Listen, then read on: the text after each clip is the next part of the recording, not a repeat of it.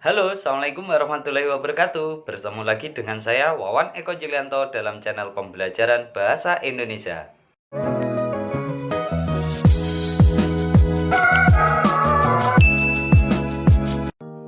Pada video pembelajaran kali ini, saya akan memulai kegiatan belajar kita dengan sebuah pemaparan tentang pentingnya penggunaan masker dalam situasi new normal.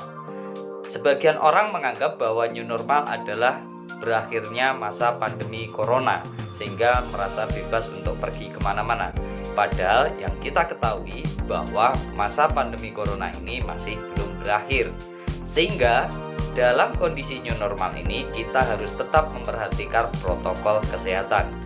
Ketika kita beraktivitas sehari-hari, kita masih banyak menjumpai orang-orang yang menyepelekan tentang pentingnya penggunaan masker ini.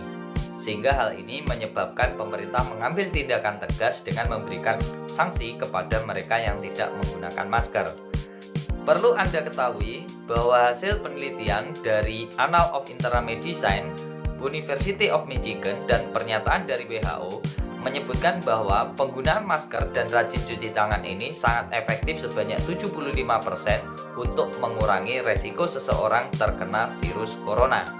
Sahabat bahasa, perlu kalian ketahui bahwa teks itu dapat diklasifikasikan ke dalam dua bentuk, yaitu bentuk tertulis dan bentuk lisan. Ketika kita ingin membuat teks, tentunya kita harus memperhatikan kegunaan dan untuk tujuan apa teks itu dibuat. Misalnya saja ketika saya ingin menggambarkan suatu hal dengan ketika saya ingin menjelaskan suatu hal, maka saya akan menggunakan jenis teks yang berbeda. Pada video pembelajaran kali ini, saya akan memberikan penjelasan tentang perbedaan sebuah teks yang bersifat menggambarkan dengan teks yang bersifat menjelaskan. Jadi, jangan kemana-mana dan simak terus video ini. Berjumpa lagi dengan saya, Wawan Eko Julianto, dalam channel pembelajaran Bahasa Indonesia.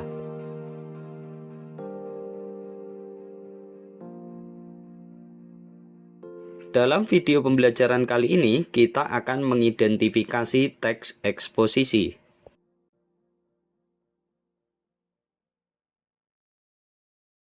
Pokok materi yang akan kita bahas adalah 1. Pengertian teks eksposisi, dan 2.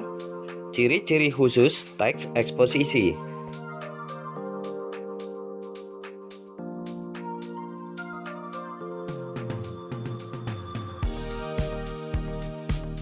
Sebelumnya, mari kita kenali dulu. Istilah eksposisi berasal dari kata expose, yang berarti memberitakan disertai dengan analisis dan penjelasan.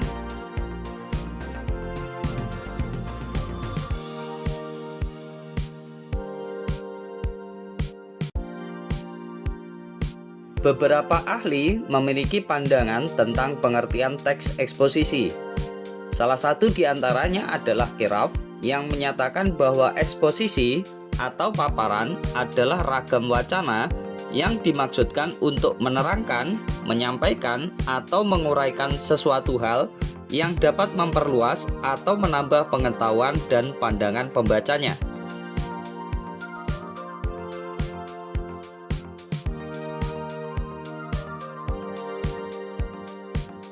Selanjutnya, Gani mengutarakan bahwa karangan eksposisi bersifat memaparkan, menjelaskan, dan menguraikan informasi tentang sesuatu hal dan dapat menambah wawasan lebih mendalam bagi pembaca.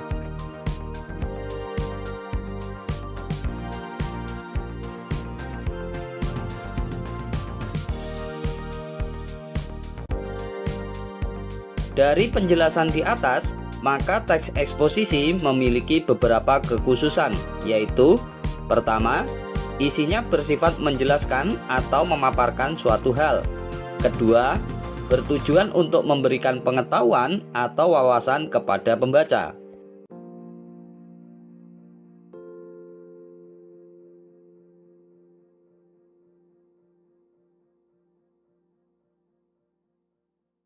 Selain itu, Parera juga menyampaikan bahwa pertama, teks eksposisi bersifat menjelaskan sesuatu hal secara objektif. Kedua, teks eksposisi harus menyajikan topik yang faktual. Dan yang ketiga, isinya mengkomunikasikan informasi ide, atau fakta yang dapat dipertanggungjawabkan.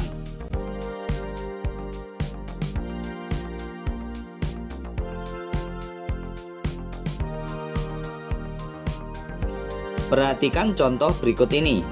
Kebijakan literasi penting dilakukan sebagai upaya peningkatan minat baca dan pemberantasan buta aksara di seluruh Indonesia.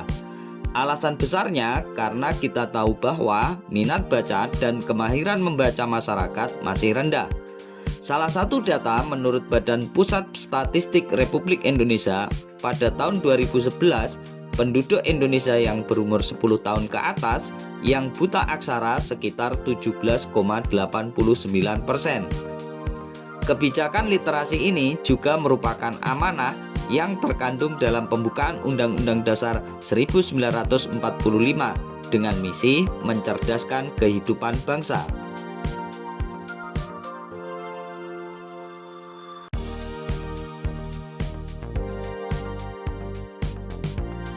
Berdasarkan contoh tersebut, jika kita identifikasi isinya, teks ini menjelaskan informasi tentang pentingnya kebijakan literasi. Tujuannya sebagai upaya peningkatan minat baca dan pemberantasan buta aksara di Indonesia. Teks ini juga menyajikan data atau fakta sebagai referensi pemaparan informasi. Jika kita menelaah pengertian, kekhususan, dan contoh teks eksposisi di atas, maka teks eksposisi memiliki beberapa ciri-ciri. Pertama, penulis teks berusaha menjelaskan suatu pokok persoalan secara objektif. Kedua, gaya penulisan bersifat informatif. Ketiga, pemaparan informasi bertujuan untuk menambah pengetahuan pembaca. Keempat, teks memuat fakta yang dipakai sebagai pendukung agar hal yang disampaikan lebih konkret dan dapat dipertanggungjawabkan. Kelima, pernyataan yang disampaikan secara lugas dan tidak bermaksud untuk mempengaruhi atau meyakinkan pendapat.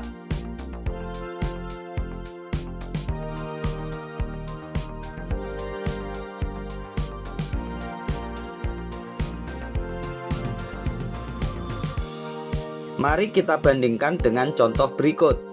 Rumah Ahmad terletak di depan rumahku. Di halaman rumahnya terdapat pohon mangga yang membuat suasana terasa segar. Bunga-bunga indah menghiasi depan rumah Ahmad. Dinding rumah Ahmad berwarna putih dengan pintu dan jendela yang berwarna hijau, serta lantai keramik yang berwarna putih bersih membuat rumah Ahmad sangat enak dipandang.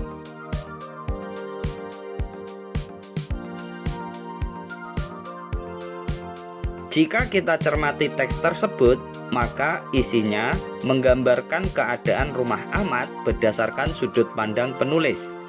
Tujuannya adalah untuk memberikan gambaran tentang suasana dan bentuk rumah Ahmad, sehingga teks ini dapat kita identifikasikan sebagai teks deskripsi.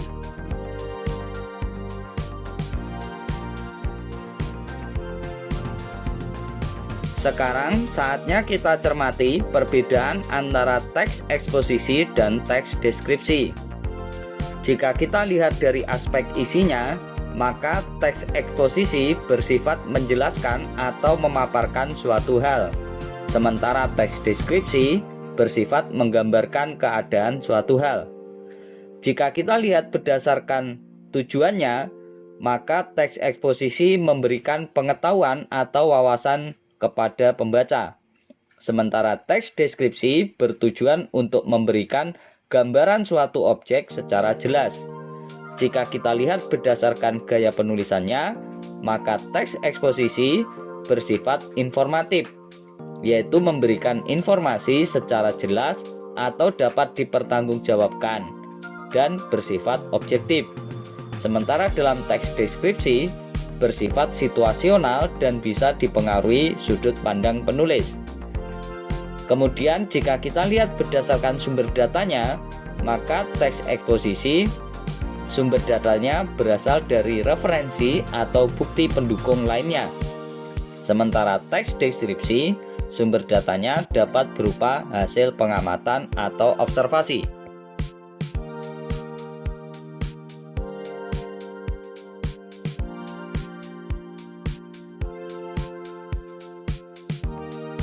Sekarang kita sudah bisa memahami dan mengidentifikasi teks eksposisi serta membedakannya dengan teks deskripsi. Semoga video pembelajaran ini bermanfaat dan sampai jumpa lagi.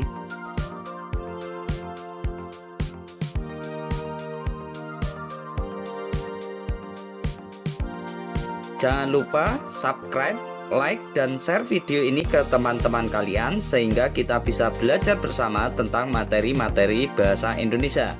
Terima kasih.